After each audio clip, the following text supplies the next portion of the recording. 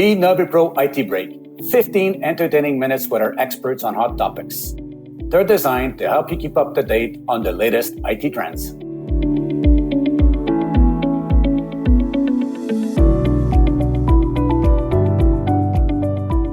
Good afternoon, everybody. Welcome to this IT Break, episode 54. I'm your host, Pierre Tocci, Senior Consultant, IT Transformation Strategies at NaviPro. And today, my guest is Rudolph Araujo from Arista, who will be my guest today. Rudolph, thanks for joining me today. Hi, Pierre. Nice to be here. It'll be a pleasure. Rudolph, please tell us about Arista for 30 seconds. Sure. So, Arista is, one of the largest network infrastructure providers. We do everything from switches and routers to security to monitoring fabrics. The whole idea is if you need a reliable, highly performant network, Arista is typically who you're going to look for. We really started out in the data center market, and now we have a growing presence in the campus market, and we support, kind of multi-cloud infrastructure, et cetera. All right.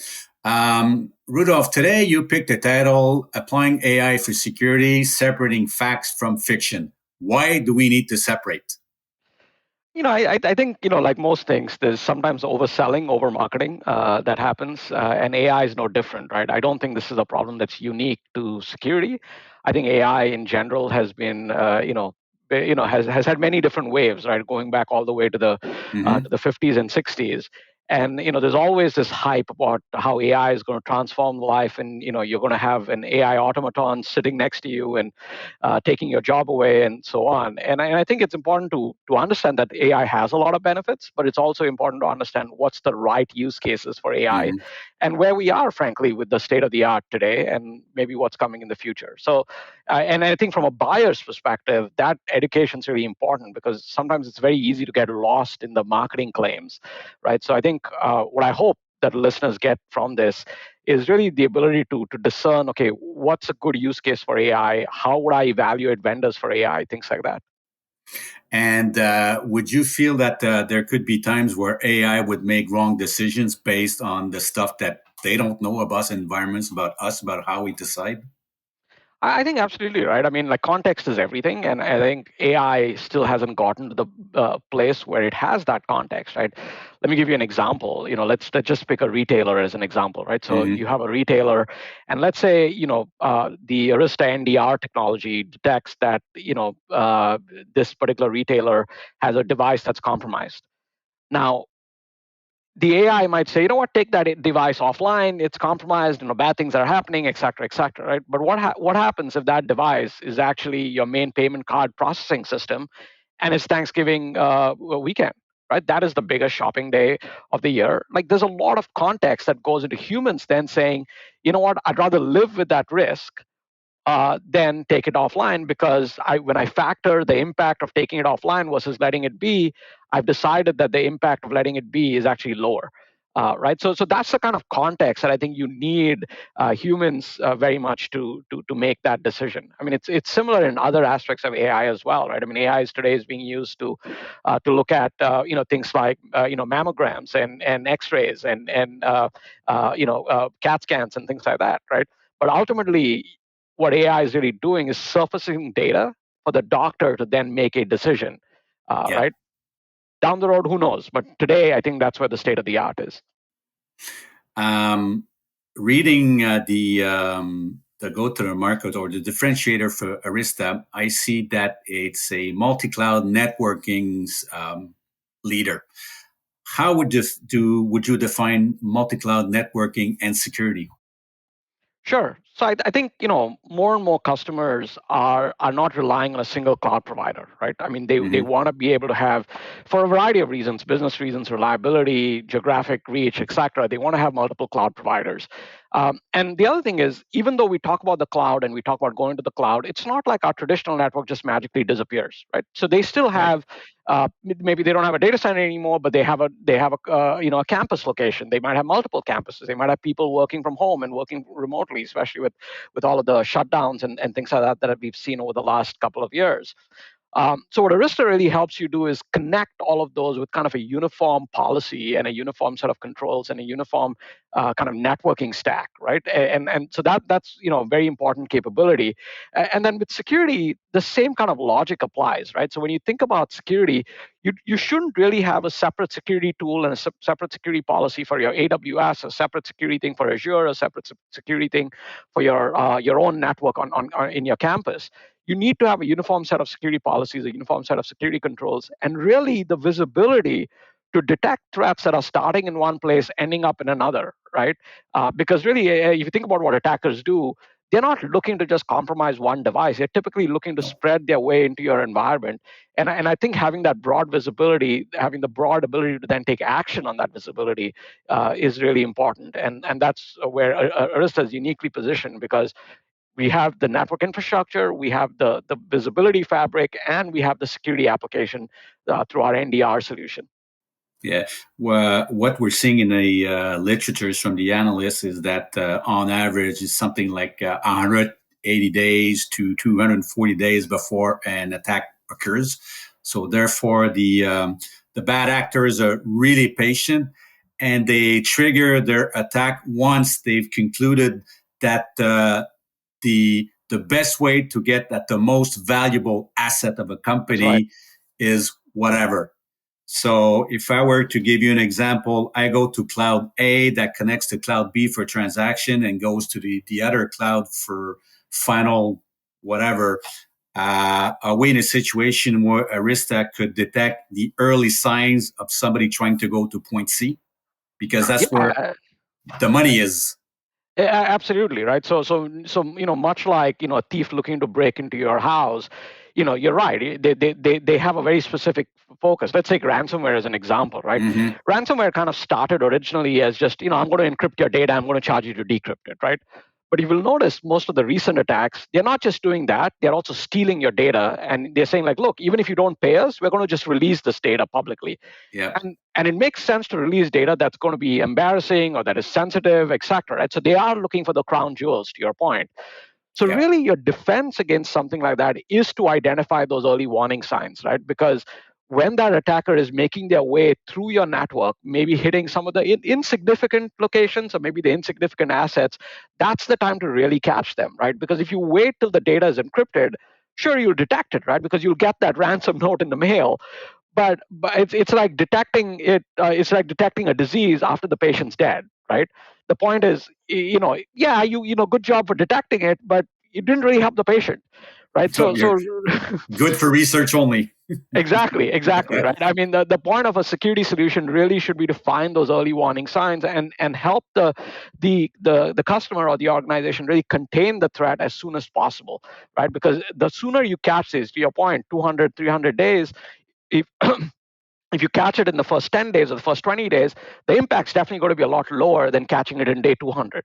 Right. So that's really, I think, the impact of having that broad visibility and then applying AI on top of that visibility. Yeah. Today, when we talk about AI, we talk about machine learning. It's not forecasting the future because that's easy enough, but trying to detect what is normal and what is abnormal.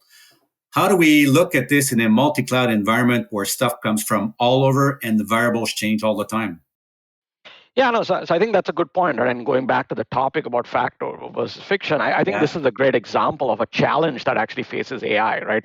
You're right that the traditional approach to AI was let me come in, let me learn what's normal in your network. And then if something changes, I'm going to flag it, right? Now, the Yeah. problem with that is it's kind of twofold, right? One, to your point, networks are changing all the time. So what's normal today is not normal tomorrow, but that doesn't make it malicious, right? I'll Yeah. give you an example of this. We have a university client that has our technology deployed, and when they were evaluating us, they were evaluating a competing technology, which is kind of that first generation anomaly detection, unsupervised learning based approach. And 2 weeks into the evaluation, the customer calls us and says, like, hey, the other solution is telling me that our entire faculty network has been compromised. You're not saying anything. What's going on? Make a long story short, the IT team had rolled out new backup software, right? So all of a sudden, all of these devices are now uploading data to a new location that hadn't been seen before. But now suddenly you're flagging that as a problem. right? Yeah. And so that's the context that newer generation of AI can actually build and develop, because they're not just comparing to what you did in the past, but they're comparing to what else is happening in the environment as well. So a couple of challenges there. One is that false positive problem. The other is the false negative, right? What if you're already compromised before I came and build the baseline? I'm going to kind of normalize that behavior. It's a little bit like my kids, right? What I tell them is, just because you behaved badly somewhere else doesn't mean that you just get to behave badly, right? Past behavior is no guarantee of you can keep doing that behavior again.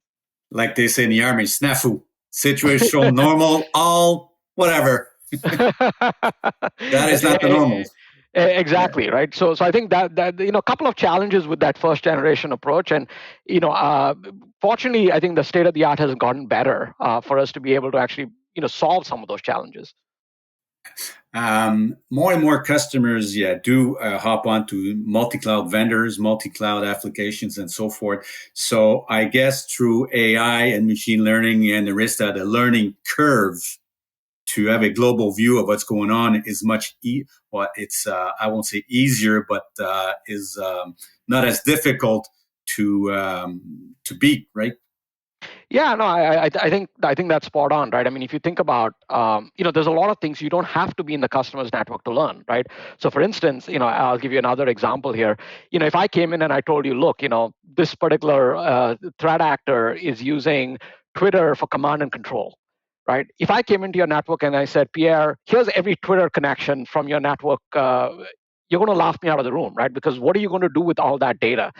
On the other hand, if I came in and I told you, here's the 5 connections that did not come from a browser, they came from PowerShell. Now that's suddenly a lot more interesting, right? Because why is PowerShell being used to connect to Twitter? And so AI, a good example of AI, and is the ability to tell you that this connection did not originate from a browser, but originated from PowerShell, right? So that's a great example of where AI can give you that additional context to now make a decision and really reduce the funnel of data that you as the analyst have to process. Right. So I think that's the kind of benefit that helps really smoothen that learning curve, right? Both for the technology itself, because you don't need, a PowerShell looks like PowerShell, right? Whether it's on your network or it's on my network. So you don't have to come into a customer's network to learn what PowerShell looks like.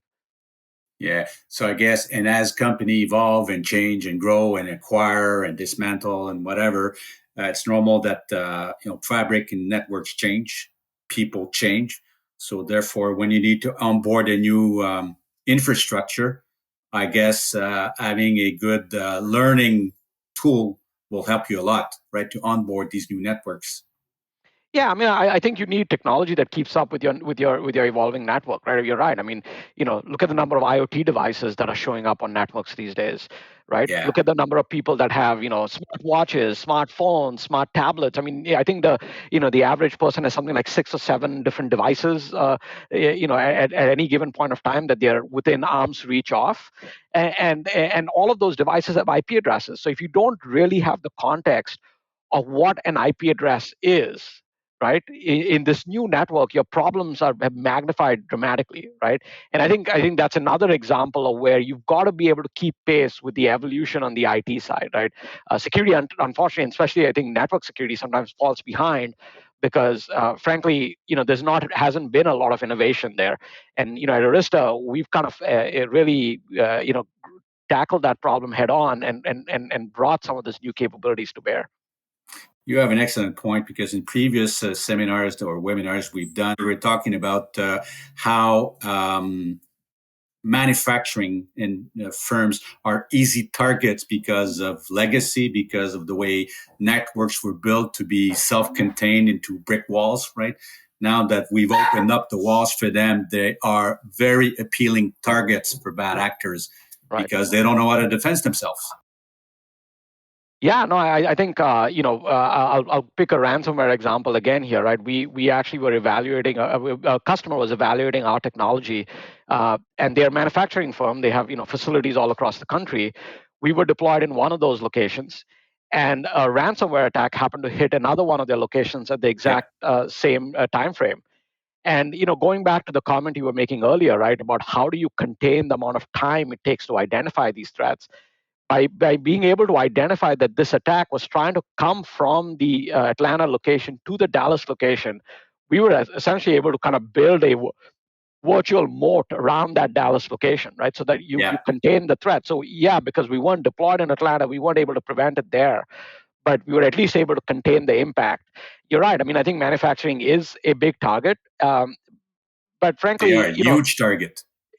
Every industry has gotten hit by these threats, right? And I think as customers, what we hear from customers is, if really security is becoming a topic that requires a lot of kind of investment, but also requires a lot of just interest from the board, from the executives, right? And I think that's why people are looking for newer forms of technology to kind of tackle this problem.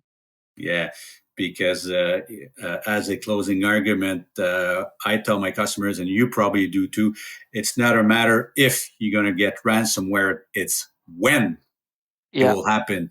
And we know it's been roaming around for the last 200 days all over the place. So it's just a matter of time before we hit the crisis. Yeah, no, I think there's a saying in security, right, that you don't get judged whether you get compromised or not.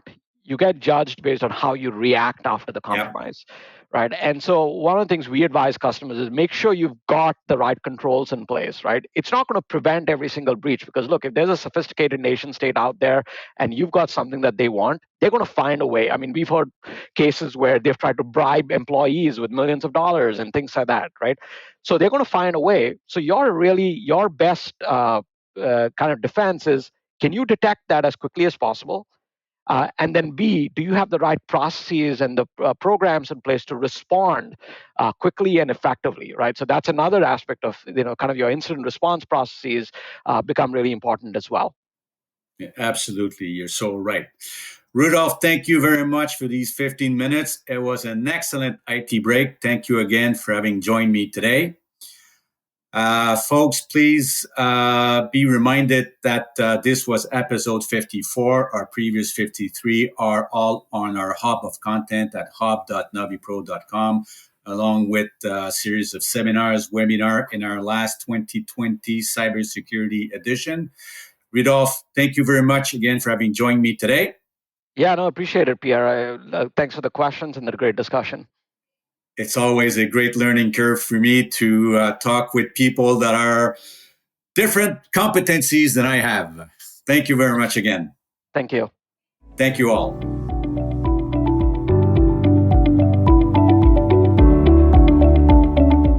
You want access to a range of cutting-edge information? Go to our online content area at hub.navipro.com.